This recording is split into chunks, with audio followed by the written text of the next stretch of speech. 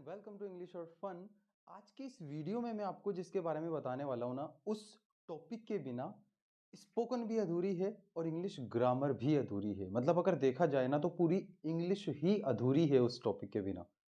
अगर आपको ये टॉपिक नहीं आता है तो इसका मतलब आपको इंग्लिश में कुछ भी नहीं आता है। अगर आपको इंग्लिश में स्पोकन में अपनी फ्लुएंसी लानी है, स्पोकन बहुत अच्छे से सीखनी है, या फिर आपको इंग्लिश ग्रामर के ऊपर पकड़ बनानी है, तो आपको ये वाला टॉपिक आना बहुत ज़्यादा ज़रूरी है। ठीक है, यूँ मान लो कि आप 50% इंग्लिश जो है वो इसके ऊपर डिपेंडेंट है। अगर आपको ये जिस टॉपिक के बारे में मैं आज बात करने वाला हूँ वो वाला टॉपिक अगर आपको नहीं आता है तो इसका मतलब आपको इंग्लिश में फिर कुछ खास नहीं आता है। ठीक है, आज हम बात करेंगे सेंटेंस स्ट्रक्चर के बारे में कि एक सेंटेंस बनता कैसे है। ठीक है, क्या क्या चीज़ें होती है एक सेंटेंस के अंदर और कैसे एक कंप्लीट सेंटेंस बनता है, इसके बारे में हम आज के इस वीडियो में बात करेंगे। ठीक है, तो हम शुरू करते हैं। सेंटेंस स्ट्रक्चर, सेंटेंस का निर्माण कैसे होता है, आज हम क्या समझ रहे हैं, सेंटेंस का निर्माण। ठीक है, तो एक सेंटेंस को बनाने के लिए तीन चीजों की जरूरत पड़ती है: सब्जेक्ट, वर्ब और ऑब्जेक्ट। ये है एक सेंटेंस के तीन प्रमुख स्तंभ, बोल सकते हो आप इनको, इंग्लिश के और सेंटेंस के तीन प्रमुख स्तंभ। इनके बिना कोई सेंटेंस हो ही नहीं सकता। ठीक है, कोई भी सेंटेंस आप ए टू जेड आप कोई भी सेंटेंस उठा के देख लेना, ये तीनों चीजें आपको हर एक सेंटेंस में मिलेंगी, है ना। तो हम इनको तीनों को एक एक करके स्टडी करेंगे। सबसे पहले हम समझते हैं सब्जेक्ट को। सब्जेक्ट क्या होता है? आपने हिंदी में एक वर्ड सुना होगा, कर्ता, किसी भी कार्य को करने वाला। तो जो कार्य को करने वाला होता है वो आपका सब्जेक्ट होता है। अब सब्जेक्ट कौन कौन से वर्ड सब्जेक्ट हो सकते हैं, किस किस टाइप के वर्ड सब्जेक्ट हो सकते हैं, तो मैं आपको बता दूं कि कोई भी नाउन या फिर प्रोनाउन आपका सब्जेक्ट हो सकता है। कोई भी नाउन या फिर प्रोनाउन आपका सब्जेक्ट हो सकता है। सब्जेक्ट को पहचानने की टेक्निक बता रहा हूं ये, कि सब्जेक्ट को आपको पहचानना कैसे है, कैसे आप सब्जेक्ट को आइडेंटिफाई करोगे। तो कोई भी नाउन या प्रोनाउन आपका सब्जेक्ट हो सकता है। नाउन हमने पढ़ा था, नाउन में मैंने क्या बताया था? A noun is a word that express about a person, a thing और अ प्लेस। ठीक है, जो हमें किसी वस्तु, व्यक्ति और स्थान का ज्ञान कराए वो क्या होता है? वो नाउन होता है, संज्ञा होता है। तो यहां पे सब्जेक्ट में कुल मिला के अगर मैं ये बोलूं कि एक पर्सन भी आ सकता है, कोई थिंग भी आ सकती है और कोई प्लेस भी आ सकता है। ये तीनों चीजें आपके सब्जेक्ट में आ सकती है। कोई पर्सन भी आपका सब्जेक्ट हो सकता है, कोई थिंग भी आपका सब्जेक्ट हो सकता है और कोई प्लेस भी आपका सब्जेक्ट हो सकता है। यानी कि व्यक्ति, वस्तु और स्थान, तीनों चीजें आपका सब्जेक्ट हो सकती हैं। ठीक है, मैं आपको है ना इनके तीनों के एक एक करके एग्जांपल बताता हूं कि तीनों चीजें कैसे सब्जेक्ट हो सकती है। मान लो मैंने बोला Ram is a teacher. Ram subject, ये पर्सन हुआ कि नहीं हुआ? राम क्या है आपका? पर्सन है, कोई व्यक्ति है, तो राम इज अ टीचर, है ना। मैंने एक सेंटेंस लिखा, mango is the best fruit. ये मुझे कोई इसकी मतलब नहीं पता इतना कि बेस्ट फ्रूट है कि नहीं है, मैंने बस वैसे ही लिख दिया सेंटेंस। ठीक है, कोई क्वेश्चन मत कर देना इस बात पे कि सर मैंगो नहीं है बेस्ट फ्रूट। जो भी है, अपने यहाँ पे एक सेंटेंस लिखा है कि mango is the best fruit. तो देख लो अब आप यहाँ पे थिंग, वस्तु आ गई।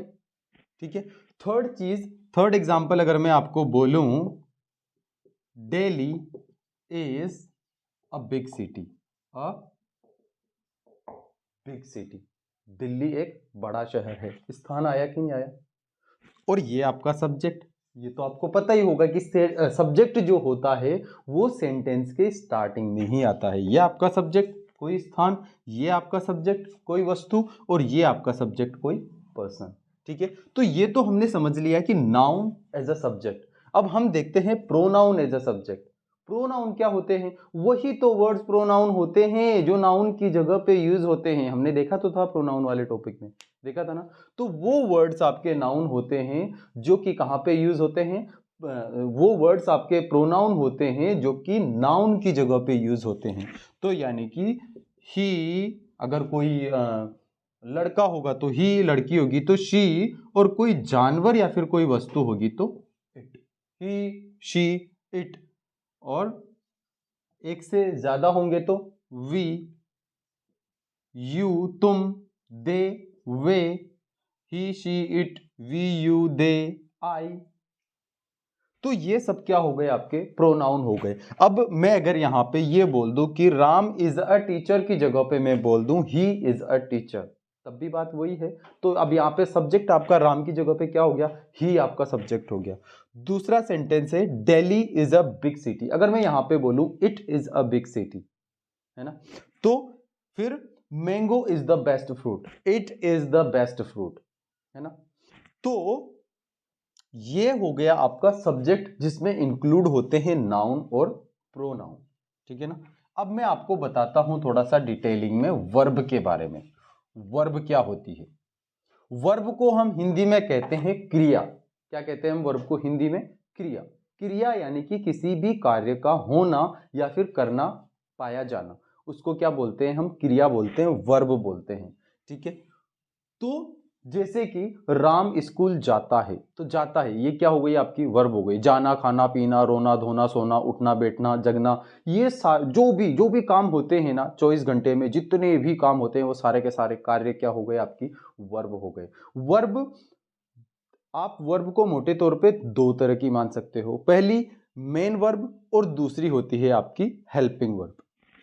कौन कौन सी? मेन वर्ब और हेल्पिंग वर्ब। एक तो मुख्य क्रिया होती है और एक सहायक क्रिया होती है।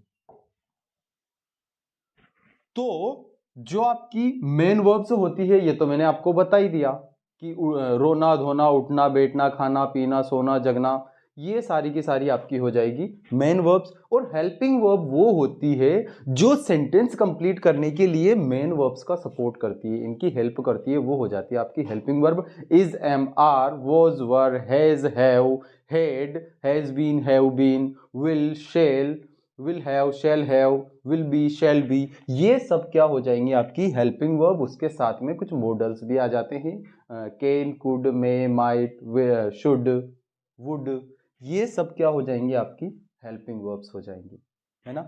अब एक और चीज, अगर मान लो सेंटेंस में अगर मेन वर्ब नहीं आके सिर्फ हेल्पिंग वर्ब आती है, तो सबसे बड़ा कंफ्यूजन यही आता है ना कि सर अगर मान लो मेन वर्ब सेंटेंस में आए ही ना और हेल्पिंग वर्ब ही आती है, तो फिर जो हेल्पिंग वर्ब है वही आपकी मेन वर्ब का काम करती है। जैसे कि मैंने यहां पे आपको एक सेंटेंस लिखवाया था पहले, Ram is a teacher, Ram is a teacher. अब यहां पे देखिए आप, इज, यहां पे कोई वर्ब आ रही है क्योंकि एक बात बताई जा रही है। जब भी कोई बात बताई जाती है, नॉर्मली कोई फैक्ट बताया जाता है, किसी के बारे में जानकारी दी जाती है, तो वहां पे मेन वर्ब नहीं आती है क्योंकि उसमें कोई कार्य थोड़ी हो रहा है।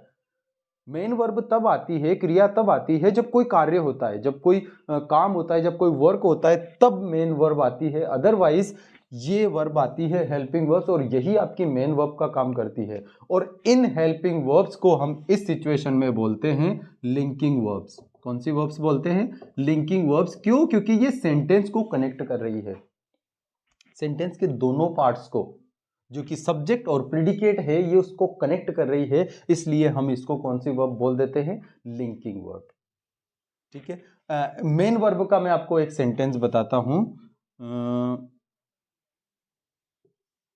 यही सब्जेक्ट ले लेते हैं, Ram is going to, Ram is going to Kota. मान लो मैंने ये लिख दिया आपका sentence, Ram is going to Kota. अब यहाँ पे राम तो आपका सब्जेक्ट हो गया, इज आपकी हेल्पिंग वर्ब हो गई। क्यों हो गई? क्योंकि यहाँ पे कोई कार्य हो रहा है तो मेन वर्ब आ गई है, तो मेन वर्ब का काम मेन वर्ब भी करेगी। जब मेन वर्ब नहीं होती है तो हेल्पिंग वर्ब ही मेन वर्ब का काम करती है। ठीक है। और दूसरी बात, इसी में अपन है ना ऑब्जेक्ट को भी ले लेते हैं। जो चीज अपन ने सब्जेक्ट में समझी थी ना, नाउन और प्रोनाउन, वही सेम चीज ऑब्जेक्ट के साथ में होता है कि ऑब्जेक्ट भी वही होता है जहां पे नाउन और प्रोनाउन होगा, वही आपका ऑब्जेक्ट होगा। नाउन और प्रोनाउन के अलावा आपका ऑब्जेक्ट और कुछ भी नहीं हो सकता है। ठीक है। सिर्फ और सिर्फ नाउन और प्रोनाउन, यानी कि किसी वस्तु, व्यक्ति, स्थान का नाम ही आपका ऑब्जेक्ट होगा।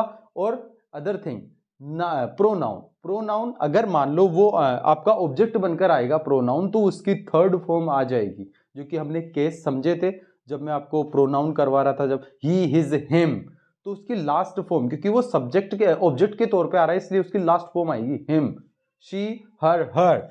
जैसे कि मान लो मैं यहाँ पे आपको एक एग्जांपल बताता हूं।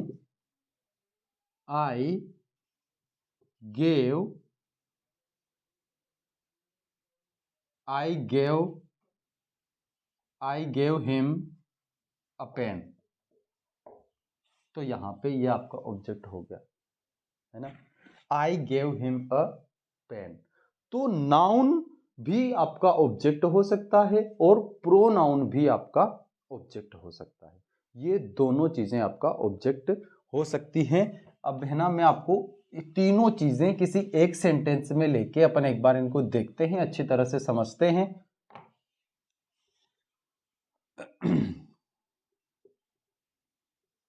आई एम टीचिंग इंग्लिश।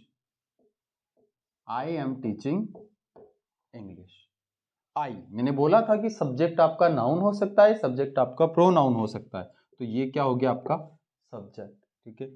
दूसरी बात, एम, ये हो गई आपकी एचवी।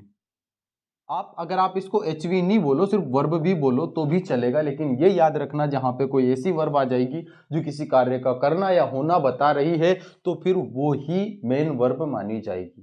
ठीक है। अगला वर्ड है आपका टीचिंग, ये हो गई आपकी मेन वर्ब। और नेक्स्ट वर्ड है आपका इंग्लिश, ये हो गया आपका ऑब्जेक्ट। ठीक है। किसी वस्तु, व्यक्ति और स्थान के नाम को हम क्या कहते हैं?